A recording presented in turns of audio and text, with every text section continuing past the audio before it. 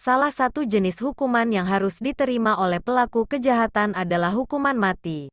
Hukuman terberat tersebut konon pertama kali dilakukan pada abad ke-16 sebelum Masehi di Mesir. Orang pertama yang harus menjalaninya adalah seorang bangsawan yang dituduh melakukan sihir. Ia diperintahkan untuk mengambil nyawanya sendiri. Hukuman mati tersebut bisa dibilang jauh dari kata kejam. Pasalnya, pada zaman dahulu masih ada hukuman mati lainnya yang sangat sadis dan brutal. Seperti beberapa hukuman berikut ini. Direbus hidup-hidup. Pada era Kaisar Romawi Nero Claudius Caesar Augustus Germanicus, hukuman mati yang pernah diterapkan adalah merebus orang hidup-hidup. Ia tercatat pernah merebus ribuan umat Kristen dalam minyak mendidih. Hukuman ini juga pernah dilakukan di Inggris pada abad ke-12 sampai 16. Pada masa pemerintahan Raja Henry ke-8 sekitar tahun 1531, pelaku pembunuhan akan dihukum dengan direbus hidup-hidup. Mereka akan dicelupkan ke dalam air mendidih secara bertahap, mulai dari kaki hingga kepala. Lead sprinkler. Lead sprinkler adalah hukuman mati yang memanfaatkan sebuah alat berisi timah cair, minyak mendidih, dan cairan panas lainnya. Algojo akan menuangkan cairan tersebut ke perut atau bagian tubuh lain si terpidana mati. Cara ini akan membuat orang tersebut kesakitan hingga meregang nyawa. Judas Crately. Pada abad pertengahan, hukuman mati yang diterapkan di Eropa adalah Judas Crately. Dalam metode tersebut, terpidana dipaksa duduk di kursi berbentuk piramida dan kakinya diikat kuat. Algojo akan menariknya dan membuat orang tersebut merasakan sakit yang luar biasa di bagian bokong. Tak hanya itu, Algojo akan menaikkan dan menurunkan terpidana berkali-kali dengan tali dan katrol. Alat penyiksa yang digunakan diolesi oleh minyak panas untuk menambah rasa sakit.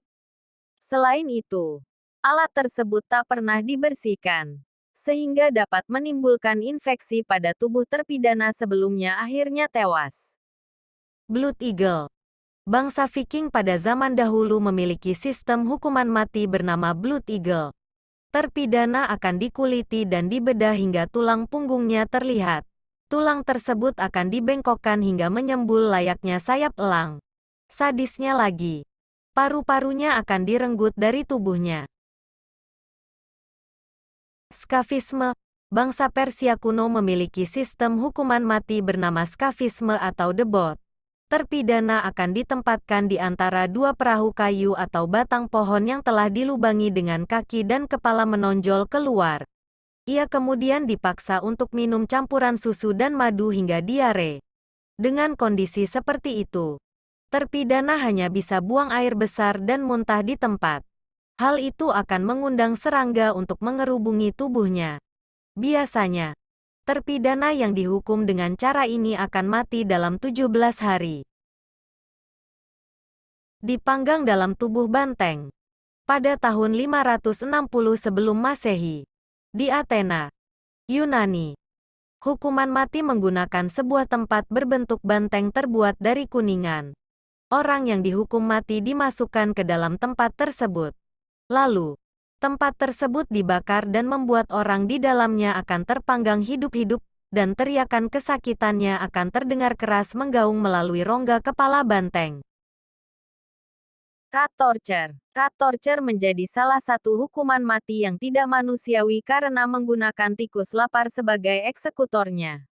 Pelaku kriminal yang diberikan rat torture sebagai hukuman mati akan dibaringkan. Kemudian, tikus yang lapar akan ditaruh di atas perut mereka dan diberikan kandang.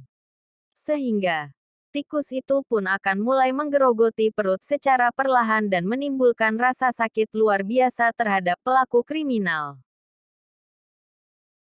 Menguliti. Menguliti ini akan membuang kulit korban. Biasanya dengan membuat sayatan dengan pisau ke kaki, pantat, dan dada. Lalu membuang kulit seutuh mungkin. Menguliti seseorang hidup-hidup telah digunakan sebagai metode eksekusi di berbagai belahan dunia selama berabad-abad, termasuk di Roma kuno, Inggris abad pertengahan, dan Kekaisaran Ottoman, Raja-raja Kekaisaran Asyur 911-609 sebelum Masehi gemar menguliti musuh-musuh mereka, terutama para pemimpin pemberontak. Praktek itu jelas merupakan sumber kebanggaan bagi kekaisaran, mewakili penaklukan musuh. Silinder Rassam adalah catatan kontemporer tindakan militer Raja Asyurbanipal abad ke-7 sebelum Masehi. Dalam satu bagian dikatakan, mayat mereka gantung di tiang. Mereka menanggalkan kulit mereka dan menutupi tembok kota dengan mereka.